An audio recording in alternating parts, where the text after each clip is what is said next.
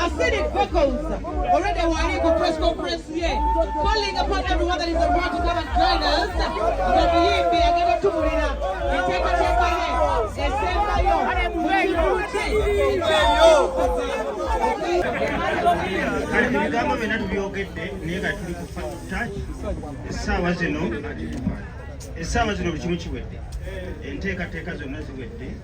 Abasoga oba acidic vocals agenda kuteeka olikodi olunaku lwankya stage mugirabye tenabakugwa butuukira ku ssaawa emu ejja kuba etunula ng'omukazi omuzungu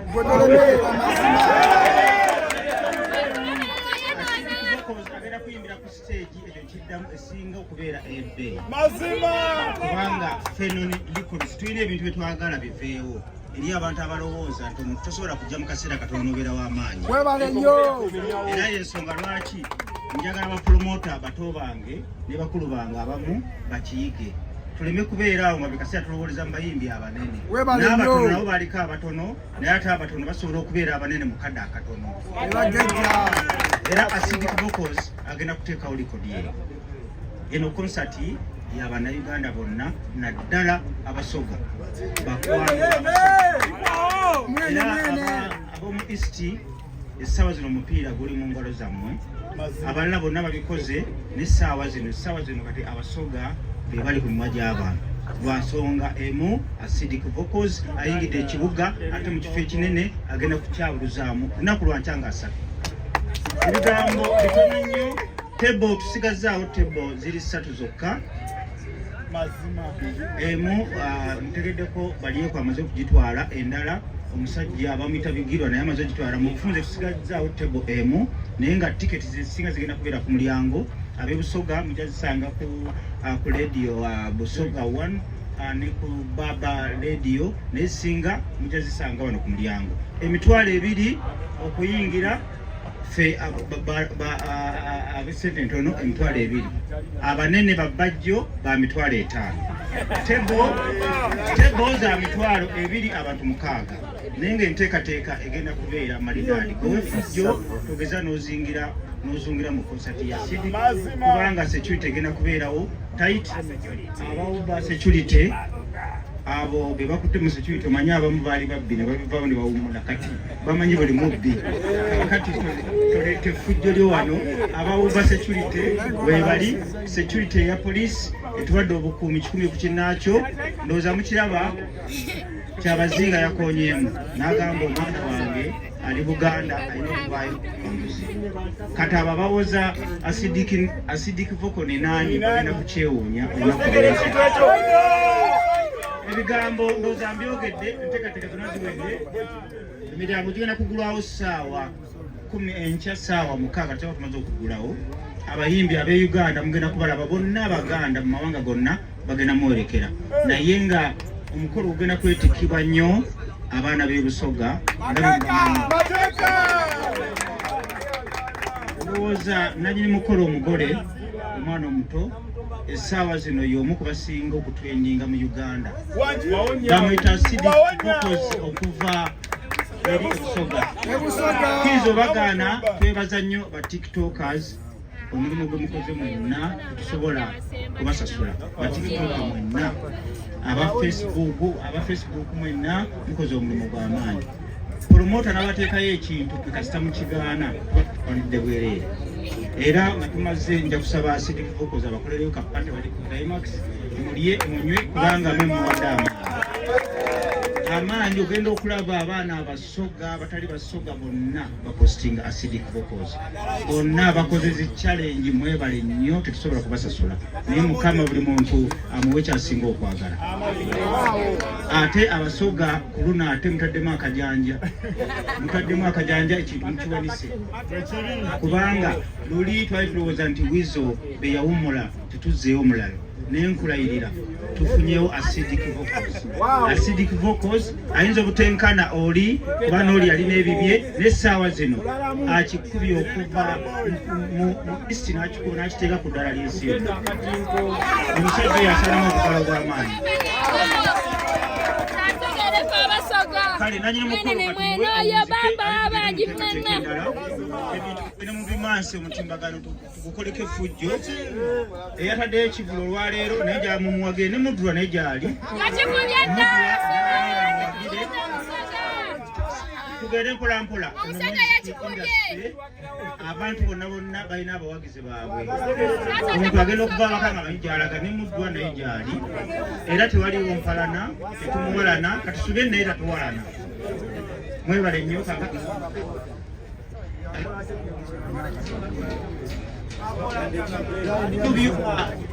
Mudula ali mu bimu ogenda kunoonya ajja okusasula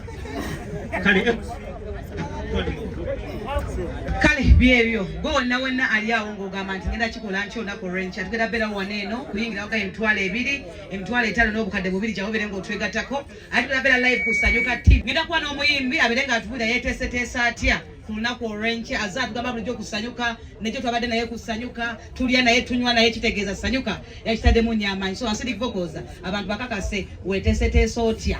abantu bamanne mumanne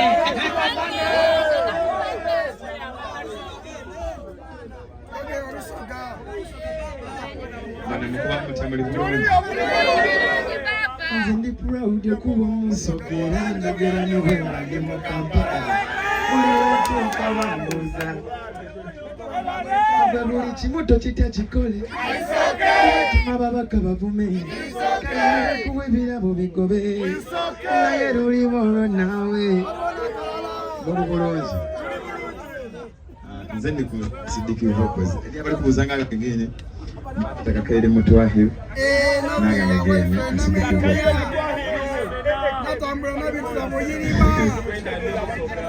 mwebale ino kundaga mukwano I appreciate thank you so much nja kwebaza buli muntu asobola okuva yaviire yatuuka wano thank you so much nja kwebaza mwene abaidde abanamawulire mwene abaliwo nja kwebaza mukwano gwange Sanyuka TV Chali wangi yansogeza okundo kyayaya kale kukolako nyala kwebaza mwenna bannanga banjagadde abali e Kampala mwenyandiza nenzija wano nenfuuka wakabi mwanfuula wakabi to be honest thank you so much enkyangera bebaza mwenna kati nze muyimbi agenda osooka okukola show nga bagiyita ndi Musoga ate mubeeremu amawanga gonna gonna yes to be honest njagadde Uganda yonna mwenna munjagadde si bwe kiri wali ababuuza ne bagamba naye Acidic lwaki wagiyita ndi Musoga ate nokitege Kampala nze Acidic Vocals n'oluyimba baluyita ndi Musoga si bwe kiri oluyimba olusinga yes njadduukira olusoga no problem just njala menga kino kiriya no problem kati unayimba oluyimba lwa ndi Musoga to be honest lwatunda Uganda yonna so twakola song bagita ndi Musoga concert I have that song and I'm proud to be Musoga mwene abali proud no problem kulyanda Musoga oli mukwano gwa Musoga oli sali wa Musoga tuna tujja kuba no pride wano oba oli Muganda oba oli Mutesa oba oli Musi tujja kuba no kastoida wano ojja kuba ngoye twa Musoga tuna tiwe kiri yes anga mwebale kuidana nenda kuba idukuza obidukuza nti ena kudo mwezi tidukadiranga tukabako ko betu tilwaido ku Friday okwingira emitwalo 2 donka VIP emitwalo 5 ate tebo yabukaire buli bonka mwena abasobwera okungula ku tebo mbeyanza ino era tuli kusuubira okuba ne maama alitwala Kadaga ng'omugeni omukulu. Abembi bangi abamperekeireko betujja okuba nabo olwedde waneeno era mbasuubira olwedde tujja kuba ni performance edisinga munsi monamona tujja kuba olwedde wano nizaasidikivakuzigoba byajja okwembera ku stage esinga okuba ey'ebbeeyi wakitegeera mera kwena ababoda mbebaza mwebale kuba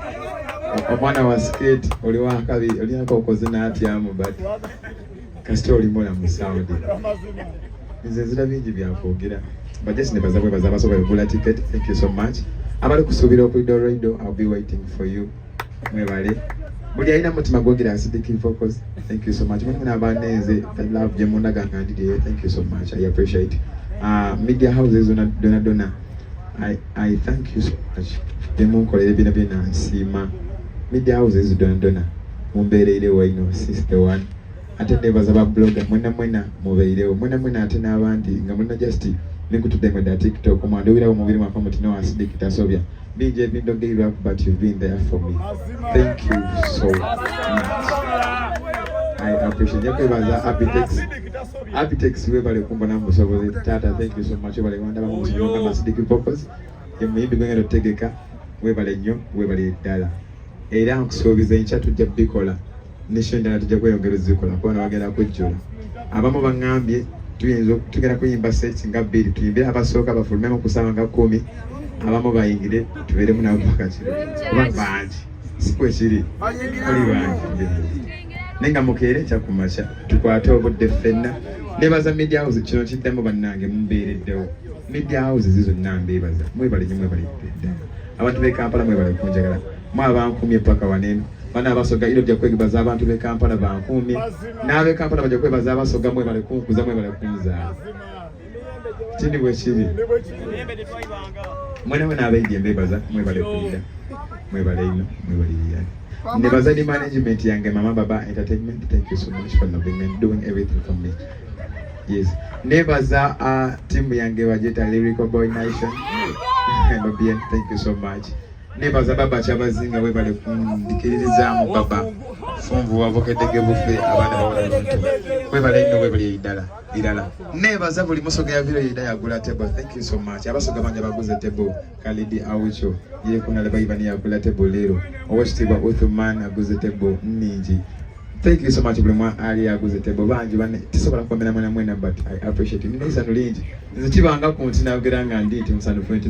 ndirido bachinko bya ku TV but just ramukwano gwe mondaga. I really appreciate it. Tujja kukona mu stamp na ku Lwaido tujja okukiga ostegera nenga buli omujali kera ino kumacha kuncho very early in the morning kera waide yaneno kuloga kokite basure mulero ostegera okwingira mitwalo 2 donka ate VIP mitwalo 5 tebo ya bukere bubiri wonka tendo kubwe kiri ebigambo zirabe bitiri bino lero ensoso kuba kune ebigambo ebingi tebo kiri wamu waidi wotero kunjaza yeah Ezachi bulushi njenda kwa chenja kwemba kutuona wana Njia mulamu kuhishi namba Nima itande bila Ostegera